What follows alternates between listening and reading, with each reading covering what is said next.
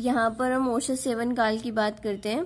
तो व्रतही का देखे तो सुश्रुत, वाग्भट और चरक तीनों ने 10-10 ही माने हैं, और इनमें से जो 9 है वो सब सिमिलर है, बस उनकी जो टर्म यूज की है इन तीनों ने वो अलग है। ठीक है, तो सबसे पहले तो हम जब खाना खाते हैं तो उसका देख लेते हैं कि खाना खाने से पहले, बीच में और अंत में। तो सुश्रुत ने इनके लिए टर्म यूज की है प्राग भक्त, मतलब खाना खाने से पहले औषध लेना। दूसरा है मध्य भक्त, खाना खाने के बीच में। और तीसरा है अधो भक्त, मतलब खाना खाने के बाद औषध लेना। वाग्भट ने भी यही बताया है, पर टर्म अलग है। अन्न आदो, मतलब अन्न के स्टार्टिंग में, अन्न मध्य और अन्न अंत्य, मतलब बीच में और अंत में। इसके अलावा चरक ने भी यही बताया है, भुक्त आदो, मतलब भुक्त के आदि में, मध्य में और पश्चात में। तो इनकी टर्म्स अलग है, बाकी इन्होंने मतलब एक ही है। ठीक है, अभी इनकी विकृति देख लेते हैं कि क्या रोग होगा तब हमें जो औषध है इन कालों में देनी है। तो सबसे पहले तो वाग्भट और चरक ने जो भी विकृति बताई है ऑलमोस्ट सेम है, लेकिन सुश्रुत ने अलग बताई है। लेकिन ये इन दोनों ने जो विकृति बताई है इसे डिफाइन कर रहा है कैसे। सुश्रुत ने जो प्राग भक्त बोला है, जब खाना खाने से पहले औषध लेंगे तो इसका पाचन जल्दी होगा क्योंकि अग्नि फ्री है। इसके अलावा ये बल को वैसे ही रखेगी, कम नहीं करेगी।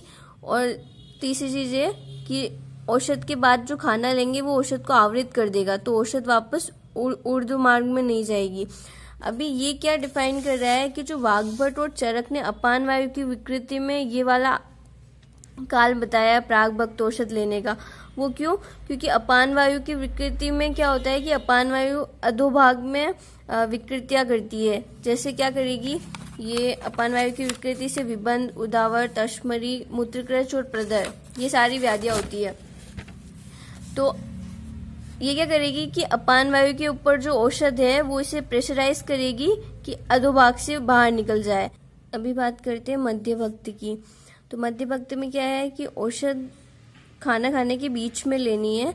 तो ये क्या करेगी कि ना इसका वीडियो ऊपर जाएगा ना नीचे जा सकेगा, तो ये कोष्ठ के ही रोगों को नष्ट करेगी, सुश्रुत ने ऐसा बोला है।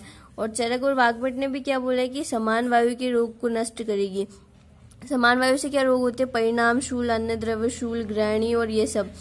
तो समान वायु भी कोष्ठ में ही होती है। ठीक है, अब इसके बाद बात करते हैं खाने के अंत में। जब हम खाने के अंत में औषध लेते हैं तो सुश्रुत ने बोला है कि खाना खाने के ऊपर औषध लिए तो ये उसका वीर्य ऊपर ही जाएगा, तो ये ऊर्ध्व रोग के जितने भी ऊर्ध्व भाग के रोग है उन्हें नष्ट करेगी और बल को बढ़ाएगी। ठीक है, ऊर्ध्व भाग में हार्ट और क्या होता है, उदान वायु भी ऊर्ध्व भाग में होती है। तो व्यान वायु और उदान वायु भी ऊर्ध्व भाग में होती है। तो अंत में औषध लेने पर क्या करेगी कि अगर हम मॉर्निंग में जो भी खाना खाते हैं उसके अंत में औषध लेते तो ये व्यान वायु को दूर करेगी, जैसे हाई ब्लड प्रेशर और ये सारी प्रॉब्लम। और इसके अलावा शाम में जो खाना खाते हैं उसके अंत में मेडिसिन लेने पे उदान वायु जैसे स्वरभेद और इन सबको दूर करती है। ये थर्ड हो गया। बात करते हैं हम ग्रासांतर भक्ति की, मतलब एक ग्रास खाया उसके बाद औषध देन अदर ग्रास।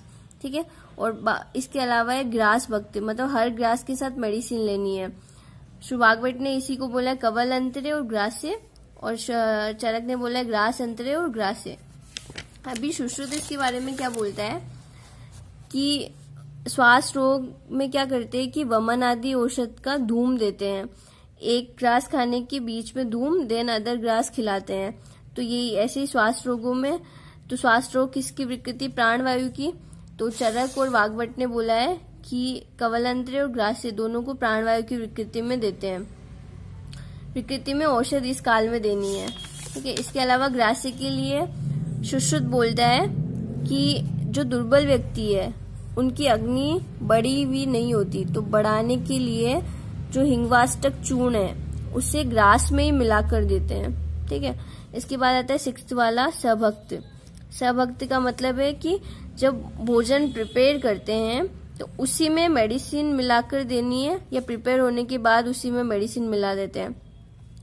तो सुश्रुत ने ये इन लोगों के लिए बताया है जिन्हें औषध से द्वेष हो, जो वृद्ध, बालक और दुर्बल हो, इन सबको सभक्त मेडिसिन देनी चाहिए।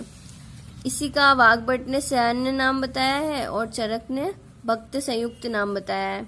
और इन्होंने बोला है कि अरुचि हो जब भी तो उस टाइम मेडिसिन इस काल में मतलब भोजन के साथ मिलाकर देनी है। बात करते हैं 7th की, मतलब तीनों ने सेम ही नाम दिया, सामुदक। ठीक है, इसमें क्या होता है कि सुश्रुत ने क्या बताया, सामुदक मतलब क्या होता है कि भोजन के आदि और अंत में मेडिसिन देना और लघु अन्न का सेवन करना है इसके साथ हमेशा। अभी सुश्रुत बोलते हैं कि जब दोष ऊर्ध्वभागों में भी हो और अधोभागों में भी हो तो ऊर्ध्व और अधो दोषों के लिए उन्हें दूर करने के लिए भोजन के आदि और अंत दोनों टाइम औषध लेना, ये सामुदक कहलाता है। ठीक है, इसके अलावा जो वाग्भट और चरक ने क्या बताया है, स्पेसिफिक रोग बताया इन्होंने कि इसमें सामुदक काल में औषध लेनी है। तो ये क्या है कि वाग्भट ने कहा है किसे, चरक से। ठीक है, तो वाग्भट ने कहा है चरक से, तो कहा मतलब जो वाग्भट ने बताया और चरक ने बताया इन दोनों में डिफरेंस है। कहा मतलब के से कंप, एच से हिक्का और ए से आक्षेप, ये तो बताया वाग्भट ने। कहा है से हिक्का किसे कहा है, चरक को, और चरक ने ओनली हिक्का बताया है इस रोग में। ठीक है, इसके अलावा बात करें 8वें काल की तो है मुहुर्मुहुर, मतलब बार बार औषध देनी है। सबने यही नाम दिया है इसे, वाग्भट और चरक ने भी। और अभी इन्होंने भी इसमें स्पेसिफिक डिजीज बताई है कि वाइस चांसलर का TSH, थायराइड स्टिमुलेटिंग हार्मोन।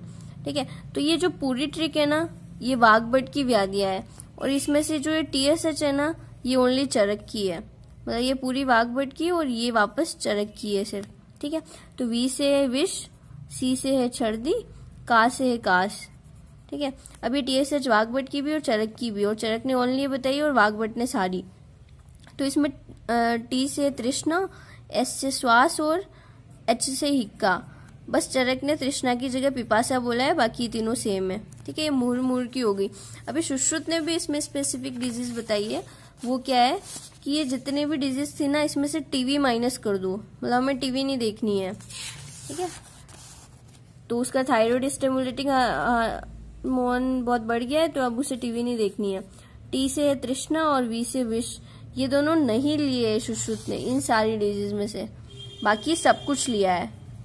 अभी बात करते हैं अभक्त की। अभक्त मतलब बिना खाना खाए मेडिसिन लेना। सुश्रुत ने अभक्त बोला है और कहा है कि इसमें क्या होती है कि औषध बहुत शक्तिशाली होती है, तो ये डेफिनेटली रोगों को नष्ट कर देती है। इसके अलावा वाग्भट ने अन्न बोला है कि बिना खाना खाए, तो उन्होंने इसका इंडिकेशन बताया है कि जिनका कफ बहुत बड़ा हुआ है और जो बहुत बलवान है उनके लिए है।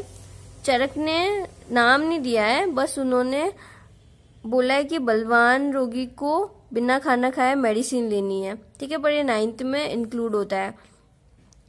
चरक ने क्या किया है कि जो ये 8 काल थे ना ये तो औषध के बेस पे बताया, और जो 2 काल है वो रोगी के बेस पे बताया है। तो 9th वाला जो काल है उनके अकॉर्डिंग ये है कि जो बलवान रोगी है उन्हें बिना खाना खाए औषध लेनी चाहिए, और 10वां उनका है कि जो दुर्बल रोगी है उन्हें औषध लघु अन्न के साथ मिलाकर लेनी चाहिए। ठीक है, तो ये तो सारे हो गए चरक के, जो 10वां ही चेंज है इसमें। ठीक है, बाकी 9 सेम है।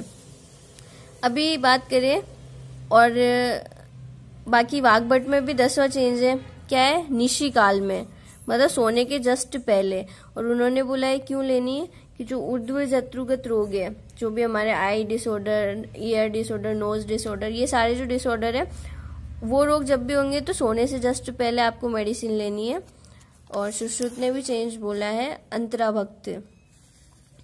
अंतराभक्त का उन्होंने बताया है कि जो खाने का जो स्टार्ट मतलब मॉर्निंग के सुबह में जो खाना खाया है और लास्ट में जो शाम के लास्ट में जो खाना खाया है उसके बीच में जब भी मेडिसिन लेनी है, उसके बीच में कभी भी मेडिसिन लेनी, वो है अंतराभक्त।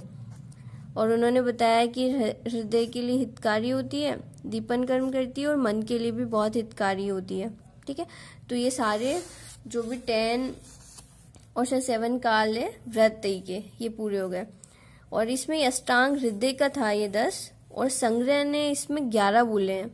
उन्होंने क्या ऐड किया है, अंतरागत, वही अंतराभक्ति के सिमिलर है, उन्होंने ये ऐड किया है। अभी इसके अलावा बचता है शाळंगधर का, तो उन्होंने एकदम चेंज बोला है, 5 बोले हैं। इन्होंने क्या किया, औसत सेवन काल को दिन के कालों के साथ बांट दिया है। जैसे सूर्योदय में पहला सूर्योदय, दूसरा दिवस भोजन मतलब कि आफ्टरनून, तीसरा साय भोजन इवनिंग का, और 5वां निशी सोने के जस्ट पहले नाइट का, और मुर मतलब हर टाइम थोड़ी थोड़ी। ये इसके शाळंगधर के 5 काल है।